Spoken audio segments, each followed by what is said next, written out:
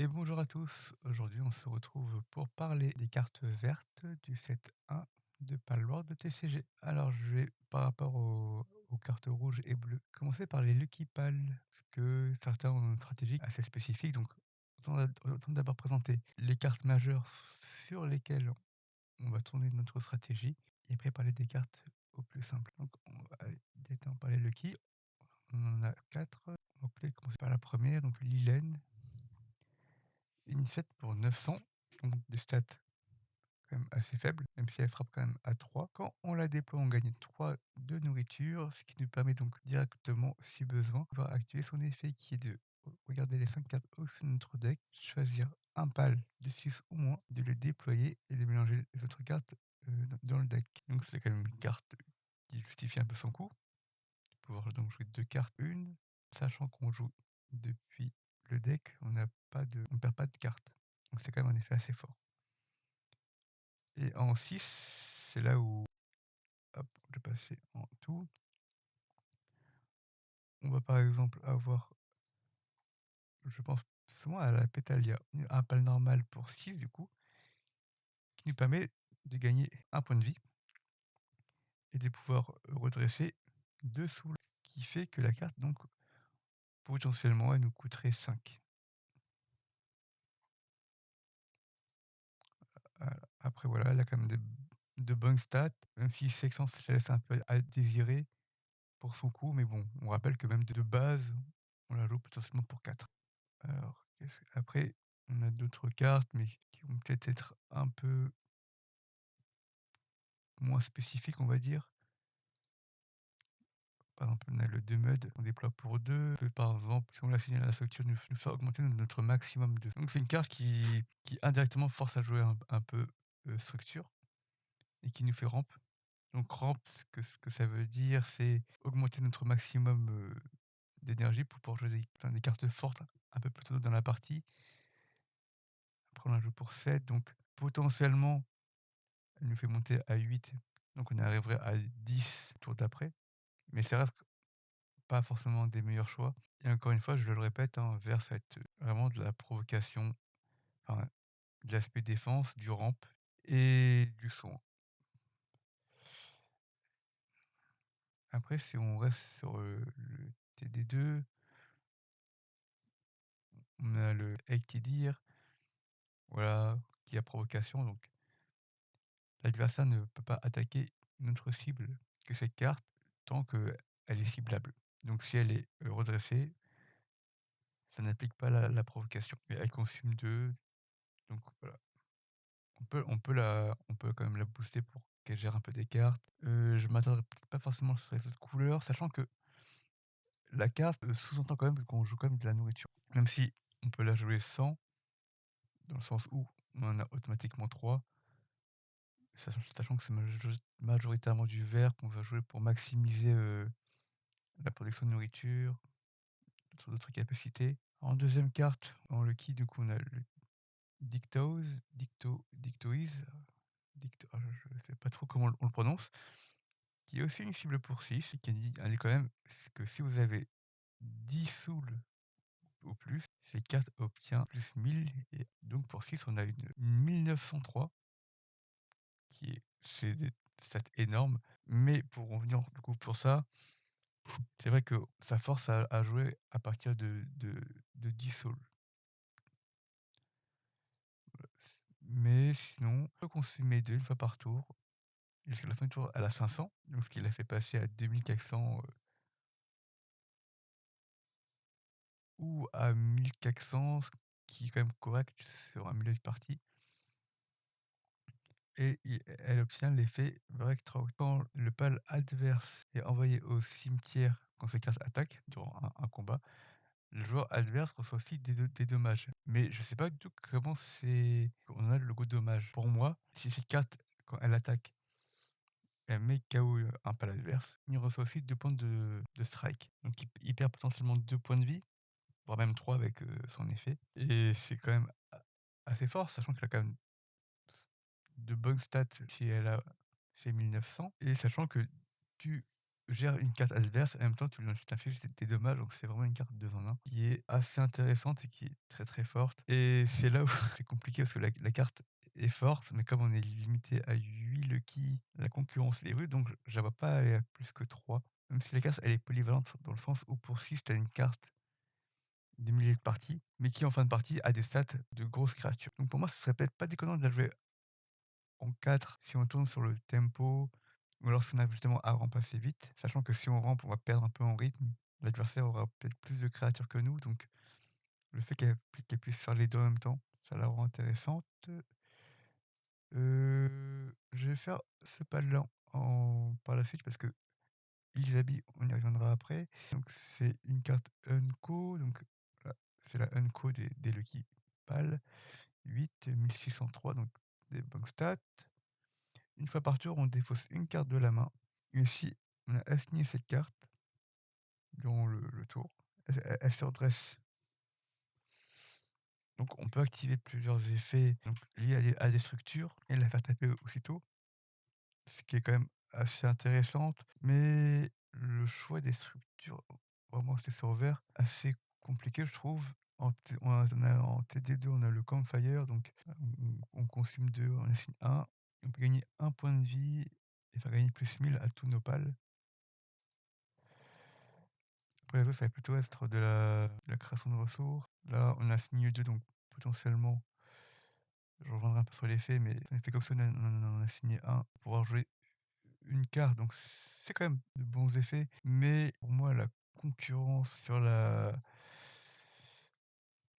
je pense que c'est une carte qui peut se jouer en structure, mais pour moi, justement, ben, on pourrait la combiner avec le mammouth bleu du deck d'essai, mais ouais, c'est une carte que je vois peut-être à 2 grand maximum, et pas plus. Là, on a Elisabeth du coup, 5 700, 2, des stats quand même corrects, on va dire. Casse à +60 pour chaque pal qui ont comme nom principal Bigard. Sachant qu'on peut aller jusqu'à 5 pals maximum, on peut le donner 3 fois 4, 1200, donc ce qui l'a fait passer à 1900 si je dis pas de bêtises, mais voilà, c'est dans un monde idyllique où on a tous nos bigards. Après, en deuxième effet, on consume un on regarde la carte au-dessus de notre deck et si c'est un bigard, on peut les jouer en réduisant son cost de 2 et ça peut pas aller à 0. Donc on est au moins obligé de le payer à 1, sachant que le bigard, il est juste ici. Il a une 3 pour 4, les stacks sont sympathiques, on va dire. C'est pas incroyable, mais après comme il a 2 effets, la première c'est qu'on peut mettre autant de cartes qu'on veut de bigard dans le deck et en consumant un quand on le déploie, si on a une ferme, il passe à 900. Donc c'est quand même pas mal fort. 900 pour 3, mais voilà, faut entre les fameuses structures et le nombre de bigards, va falloir faire, un équilibre parce qu'il faut quand même générer de la nourriture et avoir cette ferme, le déployer et le problème c'est que, OK, il a 900 mais il tape que à 1 et la queen elle tape à 2 donc ça peut être des petites attaques. Après c'est des cartes quand même qui arrivent assez tôt dans la partie. C'est vrai que par rapport à One Piece, on commence avec comme une ressource en plus. Mais il y a beaucoup de contraintes. On va peut-être pas taper fort, même si ça peut nous permettre justement de gérer des créatures plus facilement avec leurs stats, hein. Ils sont déployés et avoir l'adversaire sur des petites tapes, mais je trouve ça hyper, restrictif dans le deck building. Très conditionnel, beaucoup de contraintes. Donc pour l'instant, je suis pas du tout fan de j'aime bien le principe du PAL, mais en application, j'ai beaucoup de mal à voir où ce que ça peut donner sur la méta. Alors c'est un type d'aggro enfin assez différent de rouge, donc je pense pas qu'on puisse faire un deck Bigard plus du rouge, enfin carte pâle rouge sur de l'aggro. Il faut quand même des fermes. Après il y a pas vraiment besoin de, voilà, il y a consume 1 pour activer son effet. Le Bigard il génère 1, donc on n'a pas forcément besoin de jouer des générateurs de pales ou des ressources qui en génèrent. Même si la plus abordable, c'est quand même elle, dans le deck de DC. Pour un on peut générer 3 de ressources et piocher un, donc ça peut éviter, mais voilà, il y a ça peut éviter de jouer des cartes comme ça, mais par contre, c'est sûr que s en jouant des cartes fermes, c'est presque quand même farming, ça peut piocher un et on génère de la nourriture, mais c'est compliqué de se dire: «Est-ce qu'on va générer beaucoup de nourriture?» mais on n'en consomme que un. Après, on peut, je pense, combiner, Liline avec Elisabi. Tac, pour 5 on peut déployer la bigarde et qui une fois déployée, on peut consommer un et potentiellement jouer, 3 cartes pour 7. Après, comme je dis, il y a des cartes qui vont nous permettre de récupérer de la vie. J'en parle vite fait là, il y a la Fitbox, voilà, une structure. Pour 2 on consomme un ingrédient et on augmente notre maximum de 1 et si on a 10 souls plus avant d'augmenter, ben, on restante 2. Il y a peut-être un potentiel avec les 2, mais ça joue entre 4 et 4. Pour moi, avec un Dictui, ça me paraît plus Liline, mais faut voir. Parce qu'on peut très bien déployer ça, générer de la ressource, avec la Fitbox, on va peut-être aller plus vite pour, choper la Liline ou les habits. Mais les habits, oui, pour l'instant, pareil, c'est beaucoup de circonstances et j'ai du mal à lui trouver une place, sur des parties qui peuvent aller très, très vite. Et maintenant, on peut passer aux cartes classiques. Alors, pour les pales, classiques, donc on a la Pétalia, comme j'en avais parlé, elle a pas des stats incroyables, mais elle a un très, très bon effet. Je vais pas revenir dessus, pour moi, c'est une bonne carte. Après, pour son coût, à voir où est-ce qu'on peut la rentrer. Que c'est que si c'est pas rien, c'est peut-être du troisième, quatrième tour. Le ressort, une de 200 pour 2, strac de 1. Quand cette carte attaque une structure, elle obtient plus 800 jusqu'à la fin du tour. Donc ça la fait passer à 1000. C'est quand même une bonne carte. En fait, elle peut être très, très intéressant. Elle perd un petit peu en intérêt si l'adversaire n'a pas de structure, mais ça reste quand même une carte, pour 2. Donc elle peut toujours servir de bloqueur. Après, malgré son coût, c'est peut-être pas forcément une carte qu'on aimerait toujours avoir, en premier. On a peut-être d'autres cartes, à 2. Mais pour moi, ça reste quand même une bonne carte qui peut quand même taper à 1000 sur une structure et ça peut vraiment avoir de la value. Pour 2 détruire une structure qui en vaut peut-être 3 ou 4, c'est quand même pas mal, mais pour moi, elle reste quand même un petit peu optionnel. Je prends 3e carte, Warsect, donc voilà, une provocation pour 8, 1503, donc c'est quand même des bonnes stats. Après, pour son coût, c'est ce qu'on attend un peu. Après malheureusement, elle souffre un peu de la comparaison avec la version Lucky du starter qui est le Bronx Cherry, donc qui est exactement pareil, mais qui coûte un de moins. Après, ça reste quand même une bonne alternative si on veut garder ses Lucky pour une autre carte. Donc c'est quand même pas une carte qu'il faut sous-estimer. Elle arrive quand même en jeu, avec 1500 et 3 de frappe, donc c'est pas à sous-estimer, ça reste une bonne alternative. Donc ça peut vraiment être, sympathique comme carte. Leaf Mug, voilà, une vanilla, 3, 500 et 1. Pas grand-chose à dire, c'est une très bonne carte, en début de partie et qui peut servir si on n'a pas d'autres troisième, enfin, si on n'a pas de 3 cost à jouer, de précis. Ensuite, on aura le Dumoud 4 pour 500 et 2. Ça reste des stats quand même assez correctes dans le sens où pour, son coût, la plupart des cartes ont peut-être 400 en moyenne, donc c'est quand même plus que correct. Surtout qu'elle a un effet directement quand elle arrive en jeu en obtenant de nourriture et quand elle est assignée à une ferme, on augmente ses souls de 1 en incliné bien sûr. Donc c'est une carte qui fait quand même quelque chose dès qu'elle arrive en jeu et si on a posé une ferme avant, Ben, ça nous permet de gagner en plus une soul. Donc c'est une carte qui peut faire 2 effets dès son arrivée, donc c'est quand même une bonne carte si on joue tout ce qui est structuré et qu'on joue ferme. En dehors de ça, je suis pas sûr de son intérêt. Mais bon, après c'est clairement dit dans la carte qu'il faut la jouer en dans tout ce qui est ferme. Ensuite, on a pour 4 le Gumos, 4 600 de 2 strike. Auto, donc quand elle est déployée, elle obtient 300 et elle gagne l'effet jusqu'à la fin du tour d'assaut, où cette carte peut attaquer les pales, redressées. Donc c'est une carte qui pareil, elle peut taper à 900, qui peut peut-être gérer les gros bloqueurs, mais comme je dis, c'est pour l'instant assez rare qu'on garde des pales, redressées, à part pour se protéger à un moment donné. Mais ça reste pour moi peut-être une carte qui est quand même intéressante, qui peut surprendre, l'adversaire s'il veut protéger ses points de vie. Elle a quand même des stats à 600, elle peut gérer beaucoup de choses, voire à 900 en plus, donc à voir. Là, pour 5 on a le Dictoise 800, donc là, c'est quand même des bonnes stats. Strike à 2 et là, en consommant 2 elle obtient 500, donc 1300 et la capacité Breakthrough, donc comme on a vu pour sa version Lucky, quand elle, combat un pal et qu'elle l'envoie au cimetière, avec l'attaque bien sûr, on inflige aussi des dégâts à l'adversaire.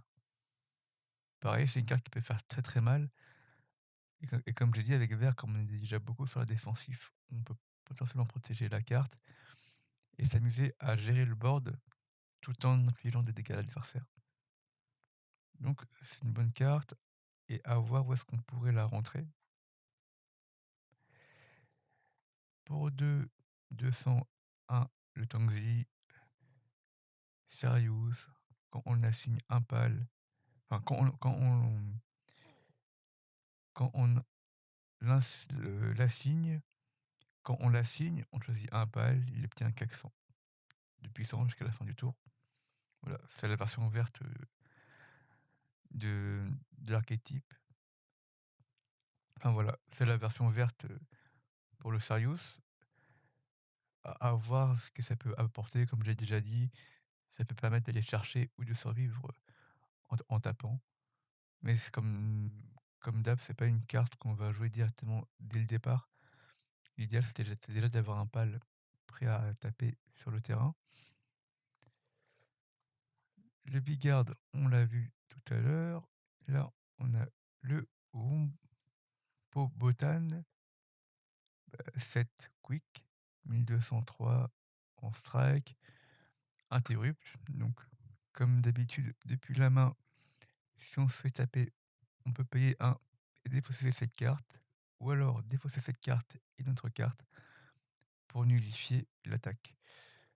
Comme d'habitude, c'est une carte qu'on gardait en main. C'est que ça m'a l'air cher, je pense qu'on ira peut-être plus chercher, pour moi, une carte moins chère. Après tout dépend de la méta et du deck, mais pour moi, le Dinosaur, même si il est quand même un peu plus faible, il coûte que 4, donc c'est peut-être plus une carte qu'on aurait peut-être envie de jouer tôt et vraiment garder ses cost, 6 ou plus pour des cartes, on va dire, un peu plus utiles. Même si c'est sûr que si tu la joues, elle a quand même des bonnes stats, mais je préférais mettre d'autres cartes, qui ont peut-être plus d'impact et vraiment garder le côté interrupt pour des cartes, qui sont moins chères et que je pourrais potentiellement jouer en début de partie. Pour la suite, passons aux structures. Donc, la breeding farm, donc c'est une ferme, durabilité 1100. Une fois par tour, on consomme 2 ingrédients, on révèle la carte au-dessus de notre deck et si c'est un pack qui coûte 8 ou moins, on l'ajoute à la main. Sinon on la met, à la au cimetière Alors c'est assez compliqué parce que c'est une carte qui va peut-être pas forcément jouer sur la structure. Généralement, on n'a pas de pal qui coûte plus que 8, donc on est sûr de piocher. Après, si on joue structure, on va peut-être avoir un peu plus de structure, donc c'est un peu compliqué. Après, on rappelle qu'en bleu, on a quand même des cartes, qui nous permettent de jouer enfin, de mettre des cartes de la main au-dessus du deck. Donc ça peut garantir de repiocher. Par exemple, on va avoir des cartes qui vont dire, on va voir sur le bleu, par exemple, mais si on va sur le bleu, donc par exemple, on a l'Elfir Aqua qui nous fait piocher 2 et qui nous fait mettre une carte de notre main au-dessus du deck. Je repars sur le vert. Donc avec la Breeding Farm, on peut être sûr de piocher la carte qu'on vient de mettre et on est sûr de ne pas perdre, de value et de casse advantage. Pour le deuxième effet, on consume 2 et on assigne 2 pals et on choisit un pal qui coûte 8 ou moins depuis la main et on peut le déployer. Donc voilà, c'est 2 effets, distincts. Le premier peut nous permettre de chercher un pal qui coûte 8 ou moins et l'autre nous permet de quand même de le jouer. Mais ça coûte quand même deux ingrédients et là d'assigner quand même 2 pals. Donc faut faire quand même attention, même si le pal arrive, redressé, donc entre guillemets, en termes de value de pal, on perd juste un pal, on assigne, mais ça reste quand même une bonne carte par rapport, à ces 2 effets polyvalents et au fait qu'elle ait le mot «ferme». Après ça, on a le Cola Vending Machine, donc là, on consomme X ingrédients et on assigne un pal et on choisit une soul et on la redresse. Puis on peut utiliser cet effet jusqu'à 3 fois, sachant que X est la valeur du nombre de souls redressés. Donc on peut l'utiliser 4 fois, donc un plus après 3 fois. Donc ce qui peut nous permettre du coup de d'avoir jusqu'à 4 souls, redressés. Mais attention, elle coûte quand même 6. Mais en ayant quelques souls, bah, on peut du coup, comme je parlais dans ma vidéo sur bleu, bah, utiliser toutes les mécaniques de mettre une carte au-dessus de son deck et une autre carte qui va faire jouer au-dessus du deck. Donc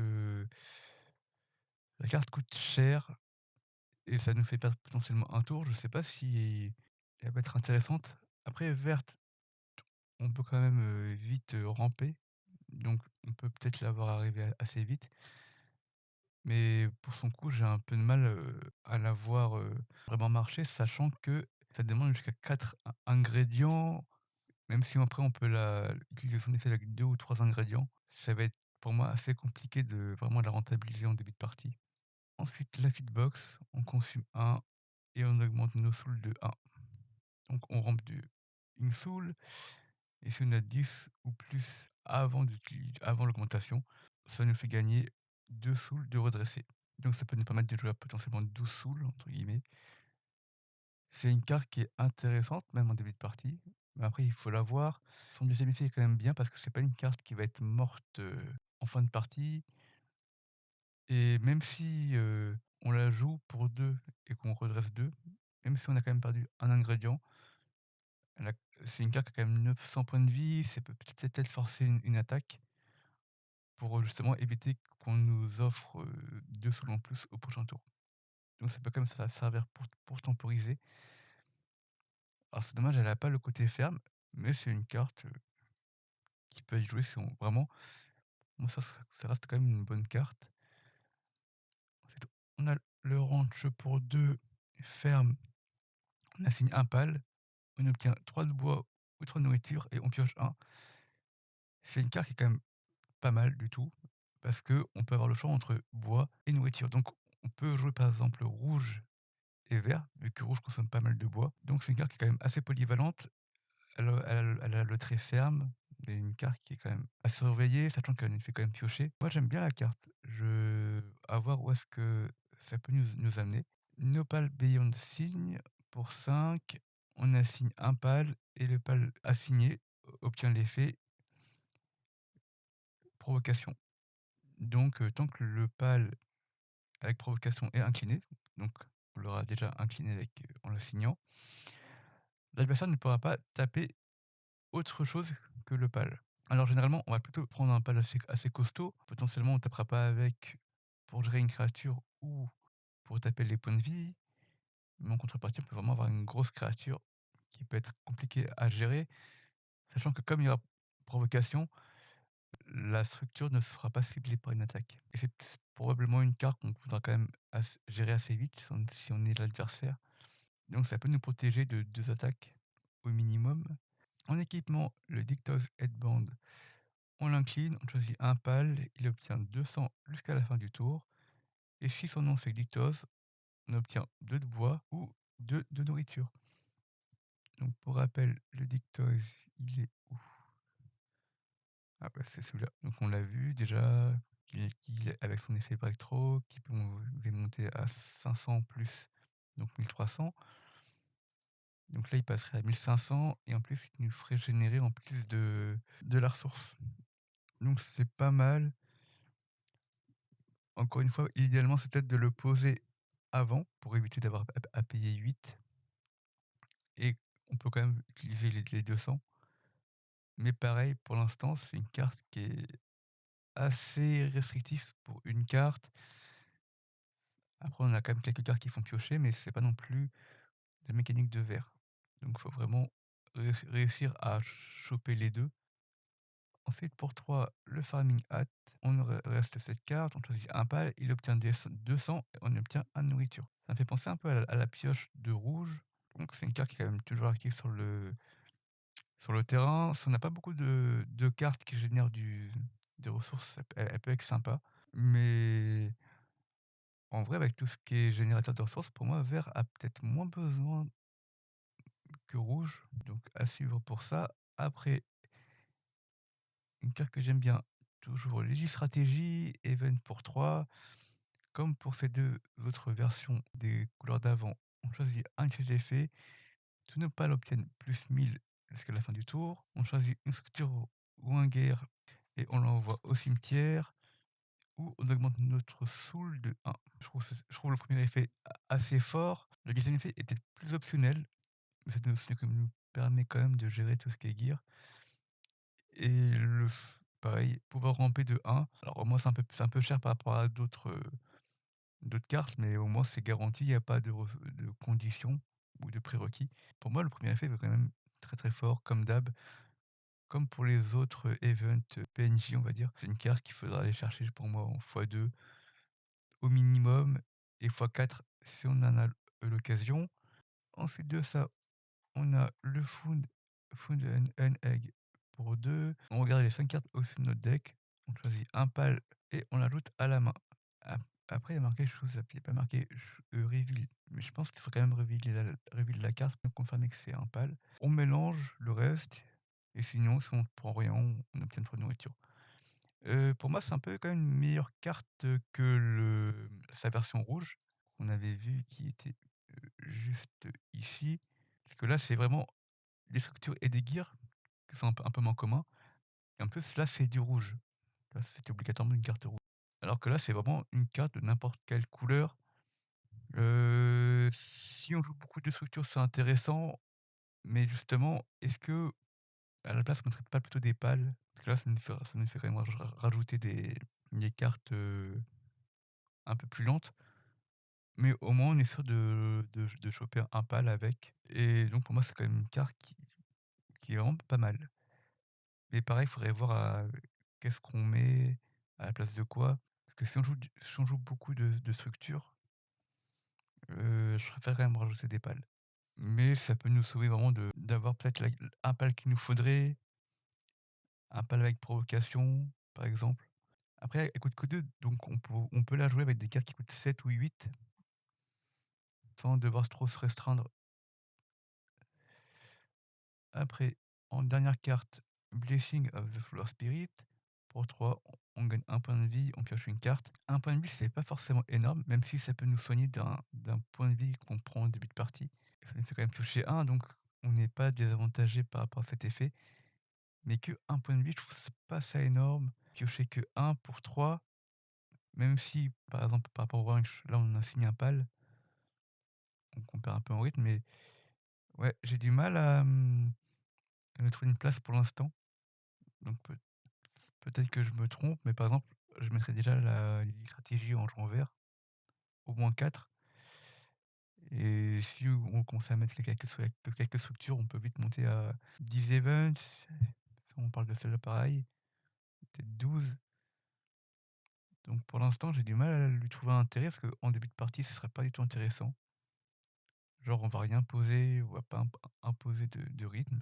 En fin de partie, pourquoi pas pour 3, ouais, sachant qu'on a quand même pas mal de cartes à 7. Donc je suis quand même ouvert sur la chose, mais je vois pas d'intérêt, première. Et voici. Donc là, on a fait le tour des pales. La prochaine vidéo, ça sera sur les cartes, violettes. Là, j'ai essayé d'être un peu plus rapide sur les descriptions de cartes. On commence vraiment à s'habituer sur les effets. J'essaie maintenant de faire des vidéos un peu plus condensées, un peu plus rapides. Et voilà. Donc on se retrouve pour la prochaine vidéo. À très bientôt.